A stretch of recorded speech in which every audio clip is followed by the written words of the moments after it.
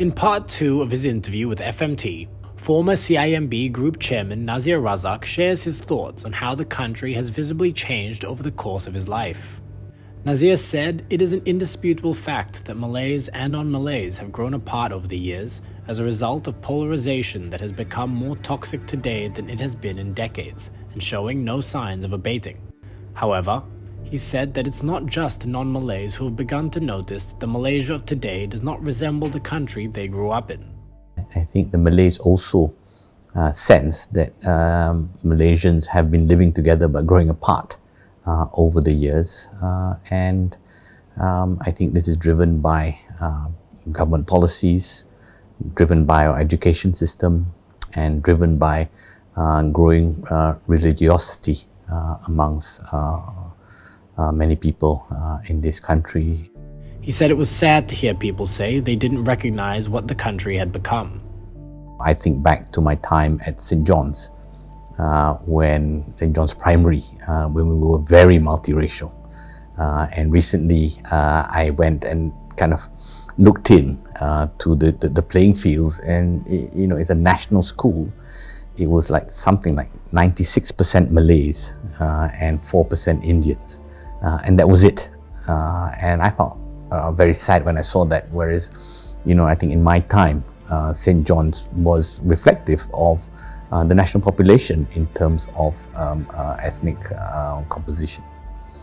And just yesterday, I was, in conversation with Tun Musa, and he reminded me again that, look, when it all started, we used the term Malayan nation as our agenda, the political leaders then.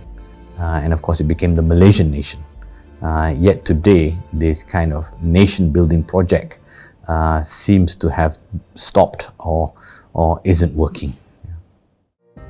Nazir admitted, however, that it was easy to idealize the past, reminding people that national and racial unity have always been works in progress. You must always remember that, in the 60s, you had several breakdown in civil order.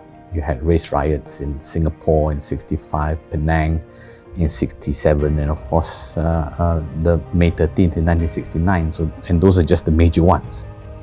He said just like structural reforms such as the new economic policy, Rukun Negara, amendments to the Sedition Act, and the formation of a grand coalition to govern the country were implemented to stabilize the country after 1969, it was time for a similar reset. I think the right way to have this national reset is to set up a new deliberative platform, a bit like the National Consultative Council in 1970. Today's National Consultative Council, which I've called a Better Malaysia Assembly, needs to be less elitist than the one that was set up in 1970, where the government or the National Operations Council selected 67 people. You could have this Better Malaysia Assembly, a composition of people debating structural reforms over, say, 18 months to 2 years, coming up with strong recommendations and tabling it to Parliament, for Parliament then to debate and pass the necessary policy and legislative changes. Only time will tell if Nazir's clarion call for a national reset will come to fruition.